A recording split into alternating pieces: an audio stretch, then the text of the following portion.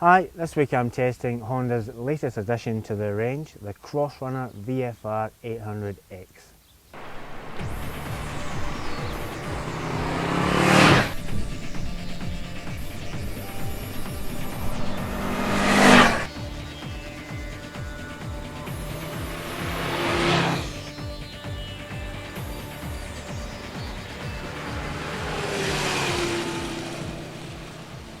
Now, I have to admit, the first time I saw the Crossrunner here, I thought to myself, well, what exactly is it?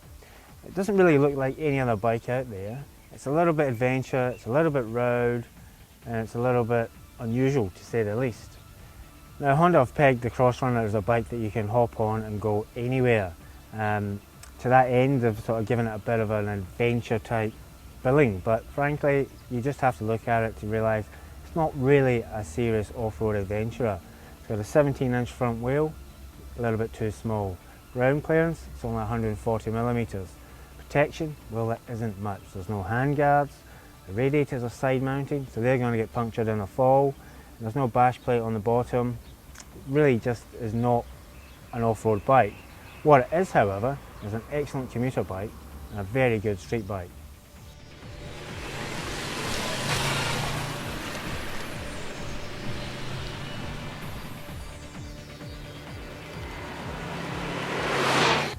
Now, powering the Crossrunner VFR 800X, as its name suggests, is a V4 800cc engine. In fact, it's 792cc, 90-degree V4, and that comes from the VFR 800. Now, the engine itself, well, it's been around for quite some time. This particular version has been in Honda's VFR 800 since 2002, so it's by no means cutting edge, but it's always been one of my favourite engines. And in this new bike, it still is. It's a fantastic engine. Now, just like its VFR brother, the Crossrunner runs a VTEC engine. Now, this technology has been around for quite some time. Honda introduced it in their cars 20 years ago, and they've had it in their bikes for quite a while too now. It's quite good in that under certain revs, it runs basically as a 2-valve per cylinder unit, and after 6,500 RPM on this bike, it turns into 4 valves per cylinder. What that does, well, it saves you a bit of fuel when you're just putting around, but when you get up in the rev range, well, it gives you that added performance. And it's very noticeable actually on the Crossrunner. When you get to 6,500 RPM, the exhaust note changes markedly, and it really does take off like a cat. It's fantastic, and I love it.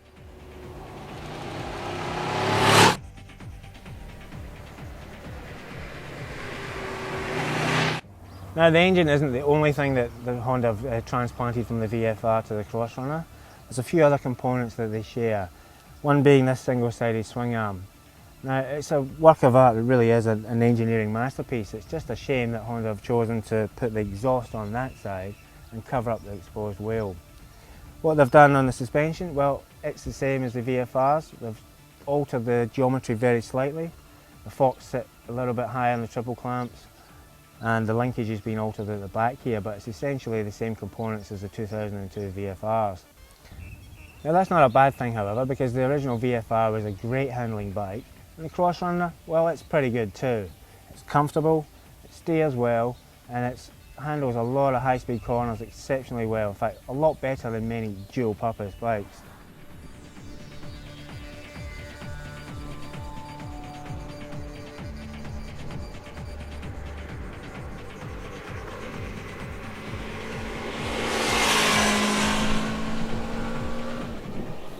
Now, the combined ABS is another feature that's carried over from the VFR 800, and I have to say it works exceptionally well on the Crossrunner. We've got a 3-pot pistons at the front here and a single pot at the back. And how it works is, well, if you touch the back brake, it activates the rear, but also activates one piston in the front of each of these calipers here. But unlike the VFR, if you use the front brake, well, it only actually activates the front and not both brakes. Either way, you've got an exceptionally good braking package here.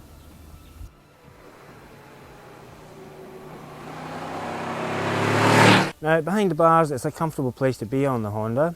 It's got an 816mm seat height, so it's not too much of a challenge for most riders out there. This little bikini screen, well, it doesn't deflect as much as you would expect. In fact, being a tall rider like myself, it doesn't deflect much at all. That's not a bad thing though, because it keeps your road speed down a fair bit. There is an optional extra there which gives you another 126mm, so fret not if you're as tall as me. The dashboard, well, it's kind of scooterish as opposed to a motorcycle. It's not a bad thing though, because it's got all the information you need and it's relatively clear. The rev counter symbols, they run up left to right on a digital format, a little bit on the small side, but I'm really nitpicking there. Overall, it's a nice, simple and effective affair. The mirrors, they're brilliant, they work, you can see more than your elbows, in fact you can see pretty much whatever's coming behind you. Overall, I've been quite impressed with the Honda. Its looks aren't the top of my list, but the riding experience itself has been a lot of fun. To my opinion, well, it's just a shame that they've gone for this crossover sort of styling. They could have done something a bit more edgier, something that would have done the motor a bit more justice. A naked VFR, for instance, or even a Ducati Hypermotard 748 competitor with minimalist styling. Either way, I think they've kind of missed the boat a little bit on that front. But on the other hand, it's still a fine motorcycle. It's got a 21.5 litre tank, should get over 300 k's per tank. It's reasonably frugal.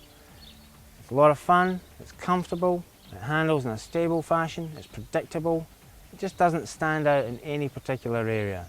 And that's a real shame because I say this engine, it's a real peach. It's 18,495, it's probably comparable price wise to its competitors out there, and it's a fine built motorcycle. The only thing that holds it back for me is the styling, like I say, but like anything, beauty is in the eye of the beholder.